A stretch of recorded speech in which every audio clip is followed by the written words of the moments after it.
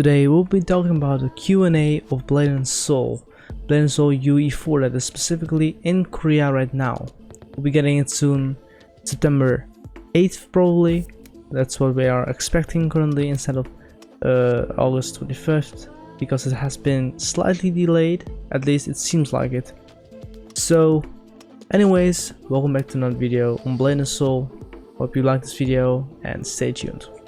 So I'll be talking about what has been said in a Q&A of Korea, and there will be a backdrop of a video of Blade & Soul playing.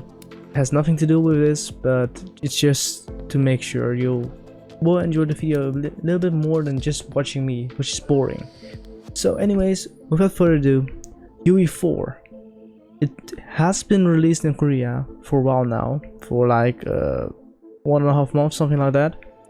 And in a Q&A it was established that UE4 hasn't been fully optimized or even finalized yet, so it wasn't the full product which has been released. Whether we should be angry about this or not, I don't know. Honestly, I think it seems at least to be okay enough to give it a go and to let us play it, and to actually ask for our feedback to change things, to optimize the game and change what we want to see in this game. So I think it's like a giant beta test, but without calling it a beta test, so, or beta actually.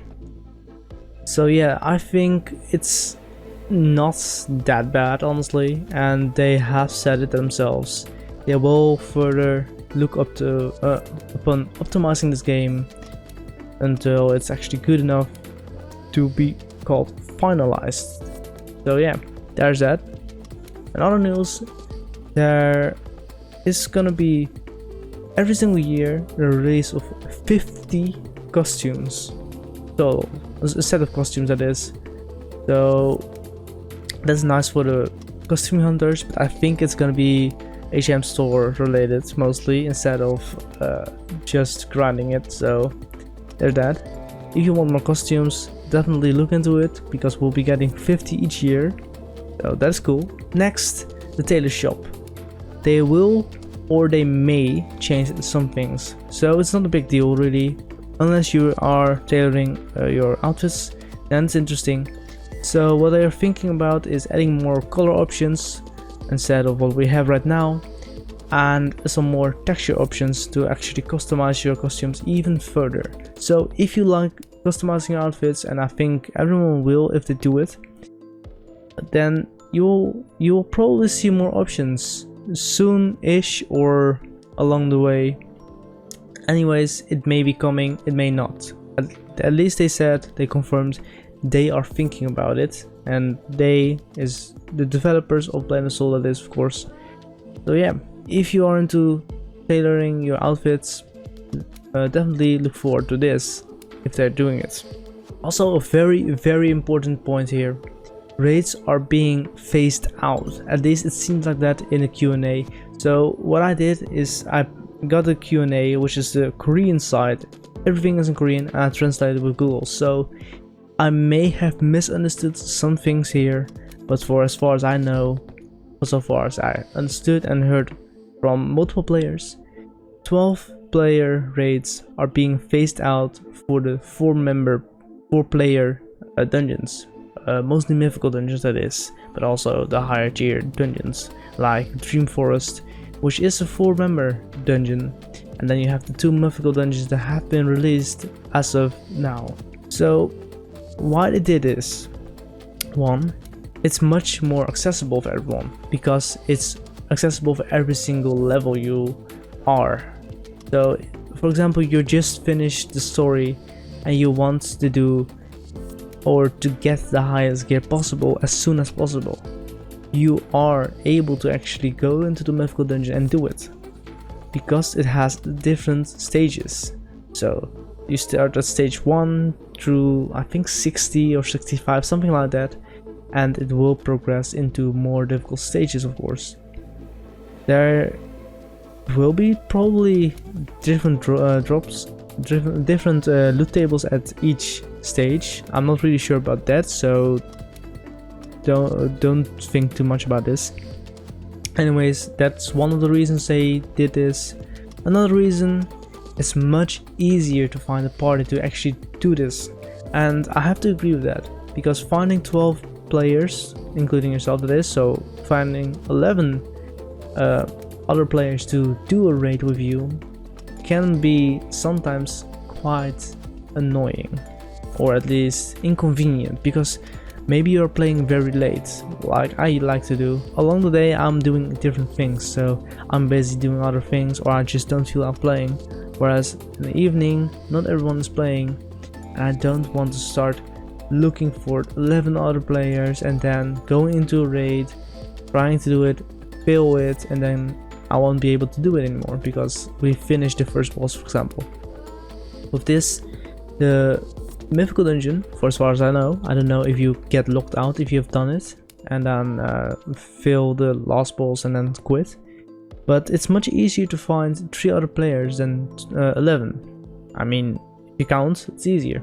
Also, because of the stages, it's much more optimized for people who are way weaker than the top players. And also for the top players, it's much more fun because they can play on the higher stages. So it has been fairly optimized to play on several levels, and because it's easier to find a party, it's much more accessible for everyone. Besides that, there's another point which is very important, and something I actually called out on a stream, which when I streamed, or on a video before. So Blade & Soul right now, if you have all particles on and everything on ultra, which I do, because I like the particles at 0, but when you're doing a raid, there's so many particles and so much happening on your screen, and there's so many players, it's pretty hard to track what everyone is doing, where everyone is standing, and what you have to do or what your character is doing because of everything on your screen. It's really hard to see, even when, what the boss is doing, because everyone is stacking. And of course I can lower my settings, but that's not really the point of playing a game and having those settings, right? You don't want to have to lower the settings to be able to see what you're doing, or what the boss is doing, or where everyone's standing, to see if anyone's doing the mark, for example. So 4 members will reduce the amount of particles on screen, of course. Also, it will improve the performance, which is a big deal, and they didn't really point at it, but honestly I think that's the biggest reason, the major reason why they actually changed to 4 player instead of 12, because it's much easier to optimize it for 4 players, because it's much less tasking on your CPU, GPU, and your entire system, and also it's much more easy to see what everyone's doing.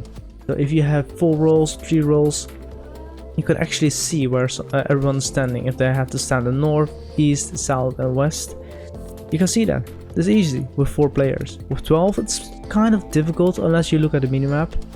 It's pretty much the only way to actually see it very well. But if you don't want to look at the minimap and you want to just track everyone just like that on the screen while, for example, tanking, it's much more easy this way. I think that's a big benefit, but also kind of sad to seeing the raids being phased out, because raids are fun, but they are more accessible for a certain kind of player, and not everyone will play it. And that's also an argument they had. So yes, it has cons, but also pros into going this route. I think more pros than cons, honestly, because it's accessible for everyone, which is the biggest deal here. And also, of course, which also is a very big deal, it has the max gear accessories, which will be dropping there, or which may drop at least. So that's very interesting and fun, I think, and more accessible is always better. Anyways, about accessories, the upgrades are very, very high, the cost that is. So they are looking into ways to reduce the cost or to change it. into making it more accessible for everyone as well. So they, I mean the dev team, is going to look into this.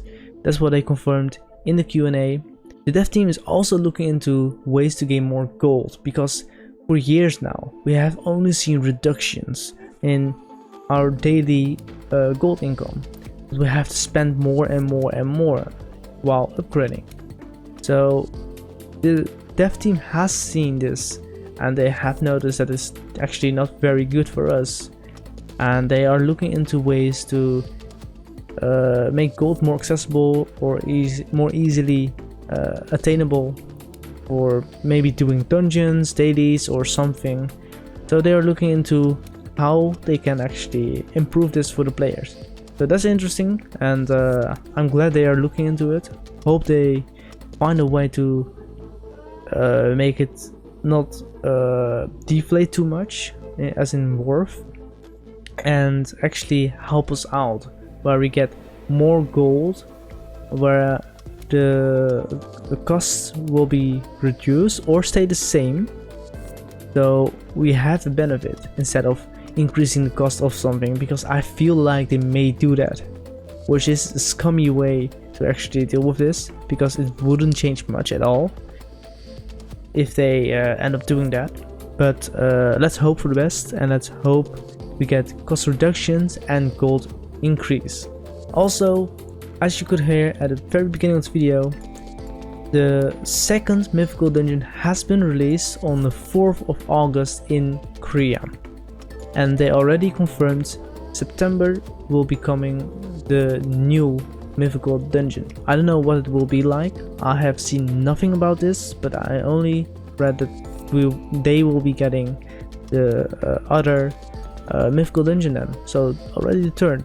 So it seems like it has a pattern, like a certain amount of mythical dungeons a year, and if it's going like this, the way I see it going, it may be actually a mythical dungeon each single month, and that's actually interesting. That's quite a lot to see 12 dungeons released every single year, and I don't know what to really think about it, but so far it seems pretty fun, and it keeps it fresh for people, so it keeps the players coming back to the game and not being too bored when they have done a certain dungeon for a set amount of rounds or times, days, weeks, months.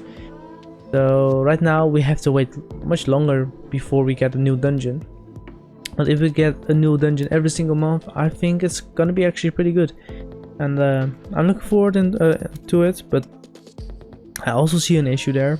If they keep on doing that and they will release 12 dungeons each year, what about the older dungeons they released? Let's say the Wandering Troop or the Wandering Ship, however you want to call the first mythical dungeon. Within no time it will be at the very bottom of all the other mythical dungeons, and if you have to run everything, it's gonna be so much, and it's gonna be overwhelming, way too much for the players, and they will eventually just stop playing because they see it's gonna be way too much. But if they rotate this, like they make the mythical dungeons the dailies instead of the normal dungeons, I don't know how they will work around that, so this is speculation.